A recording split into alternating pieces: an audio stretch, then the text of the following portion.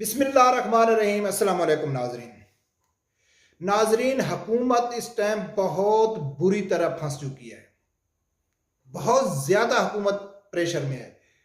ज़ाहिर है आशिकान रसूल के ऊपर भी कड़ा इम्तिहान है, लेकिन हुकूमत इस टाइम बहुत बुरी तरह फंस चुकी है। अभी उसको समझ नहीं आती क्या करना है। नाजरीन, आज 3 इशू के ऊपर बात करेंगे। एक तो शेख रशीद ने, जब मैं कल कहा था कि भाई उसने शेख रशीद ने गलती की है सच बोल के, जो तहरीक लब्बैक को बहुत ज़्यादा फ़ायदा पहुंचाया है, तो उसके ऊपर बात करेंगे। उसके बाद अल्लामा साद रिजवी साहब की जो मुज़ाकरात चल रहे थे आर्मी चीफ के साथ, नाम तो आर्मी चीफ का किसी ने नहीं लिया, लेकिन बड़े आदमी बड़े लोगों से ऐसे बात कर रहे थे, रावलपिंडी में कर रहे थे, तो जाहिर है वो आर्मी चीफ ही हैं। तो उससे मुज़ाकरात का क्या नतीजा निकला, उसके ऊपर बात करेंगे।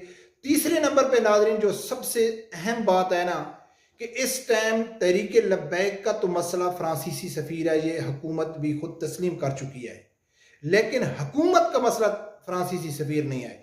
जो फ्रांसीसी सफ़ीर के पीछे हुकूमत छुप रही है ना, कि बार बार यही कह रही है कि हम नहीं निकाल सकते, हमारी मजबूरियां हैं, हमारी फॉरेन पॉलिसी है, हम इसके ऊपर नहीं कर सकते, यूरोपीय यूनियन हमसे अलग हो जाएगा। तो नाजरीन, आज मैं आप लोगों को साबित करके दूंगा कि हुकूमत का मसला फ्रांसीसी सफ़ीर नहीं है, मसला कुछ और है। इन 3 चीज़ों के ऊपर बात करेंगे। सबसे पहले नाजरीन, आप लोगों को यह बता दूं कि शेख रशीद ने क्या कहा है, जिसके ऊपर उसने यू टर्न लिया, लेकिन अभी उसके यू टर्न लेने की कोई फायदा नहीं है। क्या कहा है, आप वो वीडियो देखें। हम फ्रांस एम्बेसी को ना बंद कर सकते हैं, और उसका एम्बेसडर यहां है ही नहीं है। मैं लाइव कह रहा हूं सारी दुनिया के सामने।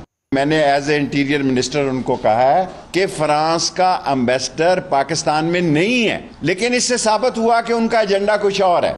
नादरीन, शेख रशीद के जो सच ने तहरीक लब्बैक को इतना फायदा पहुंचाया कि आज इंग्लैंड में भी जो पाकिस्तानी सफारतखाना है उसके बाहर आशिकान रसूल पहुंच गए, वो एहतजाज कर रहे हैं और हुकूमत के ऊपर एक ही मुतालबा कर रहे हैं कि आप अपने वादे के ऊपर यानी कि अमल करो।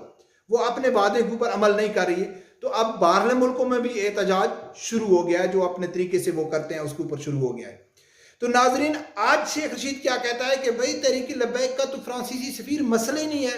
भाई जब मसला नहीं है तो फिर निकालो, ऑफिशियली बयान जारी करो, उसको निकालो और इस बस मसले को खत्म करो। लेकिन अभी शेख रशीद साहब यू टर्न लेने की बात, कुछ फायदा नहीं है। आपने जो सच बचाना था बता दिया, वो सच बता के आपने तहरीक लब्बैक के कारकुनों के हौसले और उनके जज्बे भी बढ़ा दिए। और जो लिबरल मीडिया थे या और आपके जो सपोर्टर थे, वो कहते थे ना तहरीक लब्बैक अपने जाती मफाद के निकली है, तो वो भी आपने सबके मुंह बंद कर दिए कि वो जाती मफाद में नहीं निकली है। नाजरीन, दूसरी बात हम करेंगे कि जो साद रिजवी साहब की थी, तो वो भी जो ज़राए से खबर आ रही है कि वो डेडलॉक का शिकार है। जब साद रिजवी साहब गए तो साद रिजवी साहब डटे रहे। वो कहता है कि हमारा एक ही मुतालबा है फ्रांसीसी सफीर का, उसके ऊपर हमारे साथ जो गवर्नमेंट ने मुआहदा किया है, हरगिज हमारा ये नहीं। हुकूमत बार बार झूठे बयान दे रही है। समी इब्राहिम साहब ने भी कहा है कि शेख रशीद झूठ बोल रहा है। हुकूमत कहती है कि टीएलपी का मुतालबा है कि फ्रांसीसी सफीर को हर हाल में बाहर निकालो, हालांकि टीएलपी का अब ये मुतालबा नहीं है। टीएलपी कहती है कि जो आप लोगों ने करारदाद का हमारे साथ मुआहदा किया है कि हम करारदाद पेश करेंगे, वो जो पार्लियामेंट फैसला करेगी वो आपको मंजूर करना पड़ेगा। तो हमने कहा है कि हमको मंजूर है। तो अब टीएलपी का मुतालबा ही यही है, और अल्लामा साद रिजवी साहब ने भी यही कहा है कि हमारा मुतालबा फ्रांसीसी सफीर को हर हाल में बाहर निकालने का तो नहीं है। हमारा मुतालबा तो हम एक कदम पीछे आ चुके हैं कि आप करारदाद जमा करा दो जो आप लोगों ने हमारे साथ मुआहदा किया हुआ है। तो वो डटे रहे और वो डेडलॉक का शिकार है। जो आशिकान रसूल है वो ऑलरेडी गुजरांवाला में पहुंच गए हैं। उनके हौसले माशाल्लाह आसमान पे हैं, वो भी पीछे हटने वाले नहीं हैं। वो अपने एक यानी नेक मकसद के लिए जा रहे हैं आगे। उनके बहुत बड़े इस्तकबाल हो रहे हैं, उनके ऊपर फूल निछावर हो रहे हैं, तो वो भी अपनी जगह में डटे हुए हैं। अब हुकूमत को ये समझ नहीं आ रही कि हम क्या करें। नाजरीन, हुकूमत फंस किस तरह चुकी है, मैं आप लोगों को बताता हूँ कि फ्रांसीसी सफीर को निकालना कोई बड़ी बात नहीं है। हुकूमत चाहे ये खून खराबा ना करे, पाकिस्तान को अगर वो अमन पाकिस्तान में लाना चाहती है तो वो फ्रांसीसी सफीर को निकाल सकते हैं। तो नाजरीन, अब बात करते हैं कि जो हुकूमत बार बार फ्रांसीसी सफीर के पीछे छुपने की बात कर रही है, अवाम को गुमराह कर रही है कि जो तहरीक लब्बैक का मुतालबा है वो हम पूरा नहीं कर सकते, हम यूरोपीय यूनियन से अलग हो जाएंगे। हालांकि ऐसी बात नहीं है, वो खुद छुप रही है, वो इस्तेमाल कर रही है फ्रांसीसी सफीर को। हुकूमत चाहे तो वो उसी टाइम निकाल सकती है, लेकिन हुकूमत नहीं निकालना चाहती, वो ढाल बना रही है फ्रांसीसी सफीर को। वो कैसे नाजरीन, कि ऑलरेडी तहरीक लब्बैक तो कह चुकी है कि भाई आप करारदाद जमा कर दें। अगर वाकया ये फ्रांसीसी सफीर को मसला इतना सीरियस है और ये मसला भी पाकिस्तान में जो एहतजाज हो रहा है इसका भी हल होता है, तो ये करारदाद लेके जाएं, अपोजिशन इनके साथ है, सब सियासी पार्टियां इनके साथ हैं, पूरा मीडिया इनके साथ है, आप पार्लियामेंट में लेके जाएं, उसको रिजेक्ट कर देंगे, तहरीक लब्बैक भी घर चली जाएगी और कोई बात ही नहीं है। लेकिन हुकूमत क्यों कर रही है ये ऐसा? नाजरीन, पहले भी हुकूमत को अच्छी तरह वाज़ेह हो गया था कि जो तहरीक लब्बैक है, जो उसने जितने ज़िमनी इलेक्शन हुए हैं, जो पहले इलेक्शन में जो उसने 23 लाख वोट लेके पूरी दुनिया को हैरान कर दिया, तो ये उनको मालूम हो गया था कि ये लीगली रास्ते से एक प्रोसेस के तौर, एक कानूनी तौर पे ये अपने आप को मनवा चुकी है और लोग बड़े जोक दर जोक इसमें शिरकत कर रहे हैं। तो ये आने वाले वक्त में यानी कि मुश्किल पैदा कर सकती है हमारी सियासी पार्टियों के लिए। लेकिन इस नामूसी रिसालत लॉन्ग मार्च से ये बिल्कुल वाज़ेह हो गया हुकूमत को कि भाई अगर हम इनको फ्री हैंड देते हैं, अगर हम इनको कालदम जो ख़त्म कर देते हैं, तो ये तो हमारी दुकानें बंद हो जाएंगी। नून लीग, सब लोग क्यों इकट्ठे हैं, पीपल पार्टी हो गए, नून लीग हो गए, जितनी सियासी जमातें हैं, जितने लिबरल मीडिया है, जितने लिबरल लोग हैं, हसन निसार हो गया, अमजद शेब हो गया, उसके बाद बड़े बड़े जो लिबरल किस्म के लादीन किस्म के इंसान हैं वो इनके साथ खड़े हैं। सबसे पहली बात यह है कि पूरा मीडिया का इकट्ठा होना, नून लीग, पीपल पार्टी, पीटीआई, सब सियासी जमातें तहरीक लब्बैक के खिलाफ होना सबसे बड़ी दलील है तहरीक लब्बैक के हक होने की, उनकी यानी कि सच्चा आशिक रसूल होने की सबसे बड़ी दलील ही यही है कि पाकिस्तान की पूरी सियासी जमातें इकट्ठी हो गई हैं। तो नाजरीन, अब इनको अपनी दुकान बंद होती हुई नजर आ रही है कि ये जैसे तहरीक लब्बैक जा रही है, ये तो आने वाले वक्त में ये तो हुकूमत में आ जाएंगे, और हुकूमत में आएंगे तो ये तो इस्लामी कानून लेके आएंगे।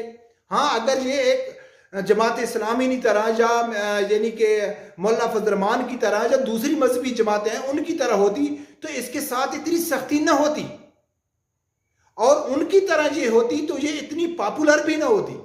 अब ये समझते हैं कि अगर हम इनको फ्री हैंड देते हैं तो ये तो हुकूमत में आ जाएंगे, जब हुकूमत में आ जाएंगे तो नामूस यानी कि निज़ाम मुस्तफ़ा आ जाएगा, निज़ाम मुस्तफ़ा पाकिस्तान में नाजिल होगा, कानून आ जाएगा, निज़ाम मुस्तफ़ा की हुकूमत आ जाएगी, तो ये जितनी अयाशी हैं, जितनी मौजें हैं, जितने इनके यानी कि काले करतूत हैं वो तो बंद हो जाएंगे, इनकी अयाशियाँ बंद हो जाएंगी।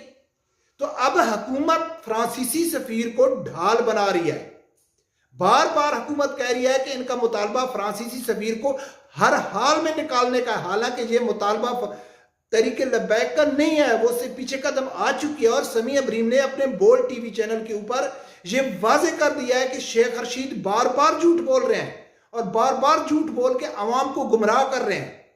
तो मेरी गुजारिश है, जो भी मेरा व्यूअर है, खासकर जो दूसरी पार्टियों को सपोर्ट करने वाला है, तो खुदारा इस चीज को समझो, इनको न पाकिस्तान की फिक्र है इस हुकूमत को, बल्कि पूरी सियासी जमातों को न पाकिस्तान की फिक्र है, कितने आदमी मर रहे हैं, इनको कोई फिक्र नहीं है। ये हर हाल में तहरीक लब्बैक को इसलिए खत्म करना चाहते हैं कि भाई ये तो हमारी दुकानें बंद कर देगी, ये तो बहुत तेजी से जा रही है। तो ये कोई बंदूक और क्लाशनकोफ के जोर से तो नहीं जा रही, ये इसने तो ये इलेक्शन कमीशन में रजिस्टर है, प्रोसेस के जरिए आ रही है, वोट के जरिए आ रही है, लेकिन ये हम नहीं चाहते क्योंकि ये तो बहुत आगे निकल चुकी है तहरीक लब्बैक। तो नाजरीन, ये असल मसला है। अभी ये हुकूमत फ्रांसीसी सफीर को ढाल के तौर पर इस्तेमाल कर रही है।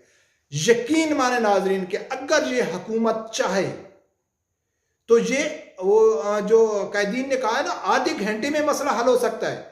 अगर इस हुकूमत में कुछ अहल लोग होते, ये ना अहलों का टोला ना होता, तो आज हुकूमत के लिए जो शर्म का मकाम बना हुआ है ना, कि अगर हम अल्लामा साद रिजवी साहब को रिहा करते हैं तो लोग हमें क्या कहेंगे, इंटरनेशनल मीडिया क्या कहेगा, पाकिस्तान के लिबरल लोग क्या कहेंगे कि कुछ लोगों ने एहतजाज किया और साद रिजवी साहब को छुड़ा के ले गए। अभी ये बुरी तरह फंस चुकी है।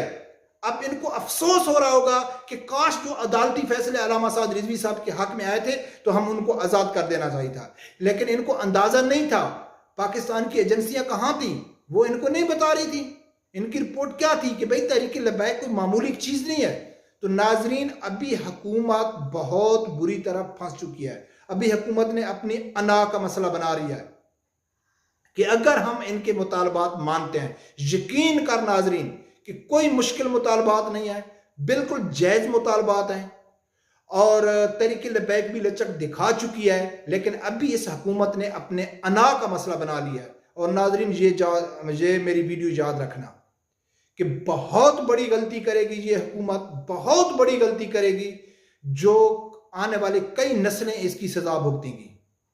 पाकिस्तानी कौम तो भुगतेगी, लेकिन पूरी यानी कि आने वाली नस्लें इनकी गलती को बार बार दोहराएंगे कि एक इमरान खान साहब आया था, उसने कितनी बड़ी गलती की थी, वो एक रिकॉर्ड का हिस्सा बन जाएगी। रब परवरदिगार से यही दुआ है कि अल्लाह ताला हर आदमी को हक सच सुनने की और उसके साथ खड़े होने की तौफीक अता फरमाए। अल्लाह।